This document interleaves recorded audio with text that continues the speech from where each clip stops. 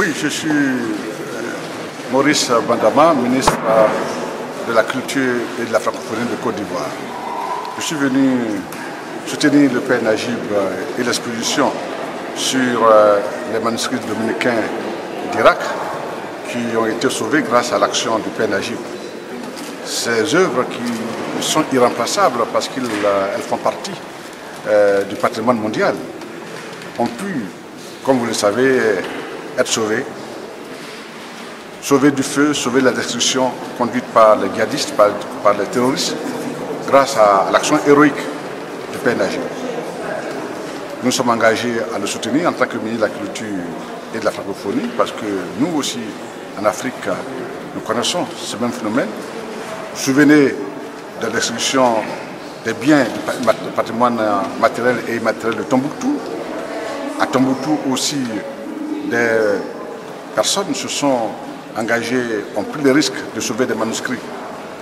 Et grâce donc à l'action du Père Najib, les Dominicains sont venus aux Archives nationales de France pour soutenir cette exposition qui a cours et aussi nous engager à défendre la culture partout où elle est menacée. Parce que c'est la culture qui fait tarir les sources de l'intolérance. Car le terrorisme se nourrit à la source de l'intolérance, à la source de l'extrémisme. Et ces manuscrits dominicains, comme tous les autres manuscrits du monde, dans toutes les langues, font valoir le primat de la culture sur la violence, sur l'intolérance. Et donc nous sommes heureux, la Côte d'Ivoire s'associe à cette exposition et nous verrons avec le Père Najib comment cette exposition peut aussi venir à Abidjan, en Côte d'Ivoire, et faire le tour du monde. Nous sommes ici à Paris, dans le cadre de la visite du président Alassane Ouattara à Paris, mais également, vous savez que l'exposition de sculpture ivoirienne se tient au Quai Branly. C'est dire que nous pensons fortement les œuvres du patrimoine travaillent à rapprocher les hommes, à rapprocher les peuples et donc à créer la paix.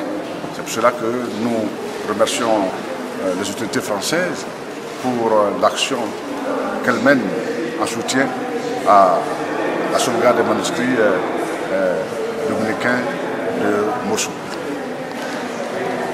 En tout cas, un très grand merci pour déjà nous honorer de votre présence ici aux Archives nationales à Paris et de nous encourager et ouvrir des nouvelles possibilités justement pour travailler ensemble pour le sauvetage du patrimoine de l'humanité. En réalité, tout patrimoine n'est pas individuel, ne peut pas être individuel ou particulier, mais il doit être partagé au monde entier.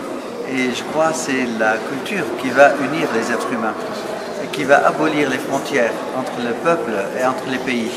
Et c'est le grand rêve justement aujourd'hui de vivre vraiment en fraternité au-delà de notre divergence et notre différence, qu'il soit culturelle ou culturelle ou religieuse ou autre. C'est important aujourd'hui d'aller vers l'humain qui nous unit, qui enrichit notre monde, qui est autant qu'il est grand, autant qu'il est petit. Si on commence à s'aimer les uns les autres et partager ce que nous avons, et la chose, je crois, la plus difficile aujourd'hui, d'accepter le différent et de l'accepter tel qu'il est, de partager avec lui, de s'enrichir ce qu'il y a de différence.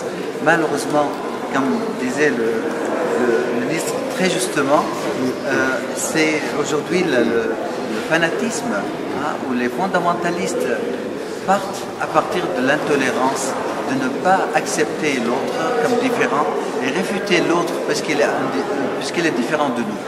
Aujourd'hui, les religions sont là pour donner une place importante pour l'être humain et pour le respecter et pour essayer d'aller au profond de l'être humain et non pas de ses apparences ou quelquefois de ses croyances qui font des guerres et qui ont déclaré malheureusement beaucoup de guerres.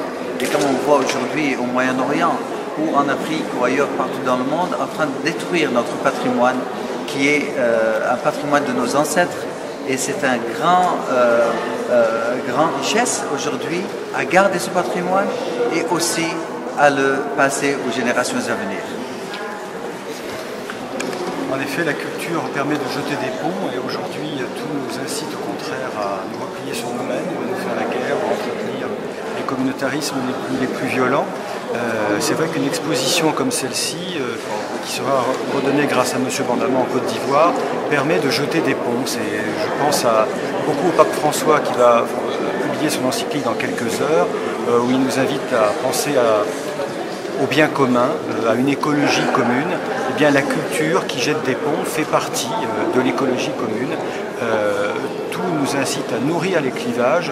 Si les dominicains peuvent servir, et cette exposition sert grâce aux autorités aussi françaises et à l'autorité de M. Bandama, on peut arriver, je crois, à faire que les gens fassent plutôt un bout de chemin ensemble et acceptent de discuter plutôt que de détruire les peaux mortes, les peaux vivantes, puisque dès qu'on touche à l'humain, on veut effacer en même temps toutes les traces.